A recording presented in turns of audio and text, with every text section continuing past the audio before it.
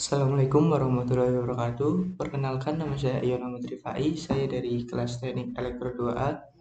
Di sini saya akan mempresentasikan tugas saya yang bertema reliability atau kehandalan.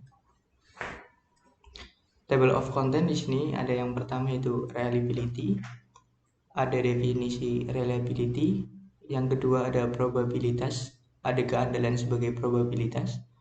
Yang ketiga adalah confidence level, yang isinya adalah tingkat kepercayaan kepada sebuah alat. Yang keempat ada performa, yaitu performa tanpa kegagalan. Yang kelima atau yang terakhir ada efek, yaitu ada efek usia, efek misi, dan efek stres. Selanjutnya yang pertama ada reliability. Reliability atau keandalan adalah tingkat kepercayaan bahwa suatu peralatan akan melakukan fungsi yang dimaksudkan dengan memuaskan atau tanpa kegagalan, yaitu batas kinerja yang ditentukan pada usia tertentu untuk jangka waktu tertentu. Yang kedua ada probabilitas. Probabilitas adalah perbandingan dua bilangan. Pembilangnya adalah banyaknya kejadian yang dicari, peluang terjadinya, telah terjadi atau dapat terjadi, dan penyebutnya adalah jumlah kejadian atau percobaan yang dilakukan. Di sini ada rumus-rumusnya. R reliability, NS banyaknya kejadian yang dicari, NT jumlah kejadian yang dilakukan, NF jumlah misi dengan durasi masing-masing. Setelah itu ada Q, yaitu ada rata-rata probabilitas kegagalan. Sini ada contoh soal juga. 200 identik diuji keandalannya selama 50 jam. 1 unit gagal sebelum menyelesaikan 12 jam operasi. 2 unit gagal sebelum menyelesaikan 20 jam operasi, dan 20 unit gagal sebelum menyelesaikan 50 jam operasi. Pertanyaannya, berapa perkiraan keandalan unit-unit ini untuk misi 50 jam? Ada R dalam kurung T sama dengan 50 hari sama dengan 1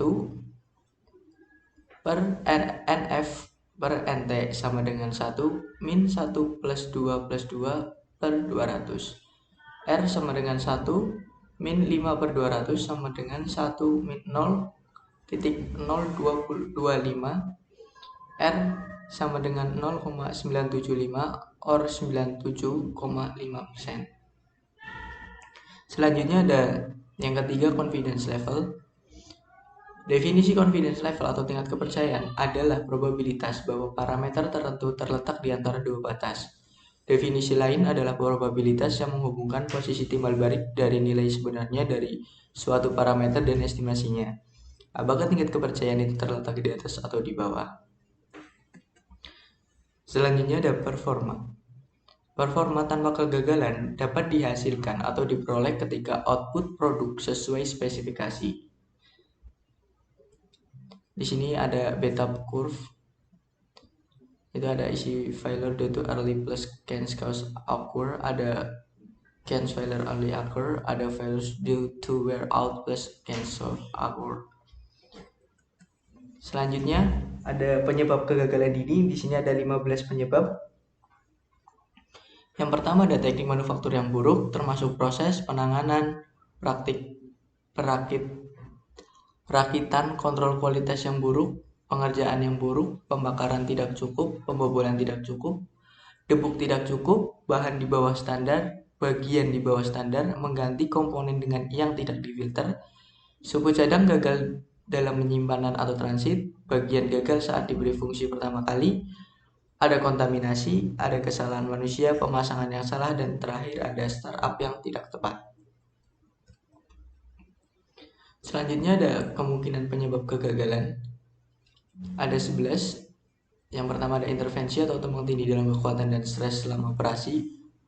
Yang kedua, faktor keamanan yang dirancang tidak mencukupi.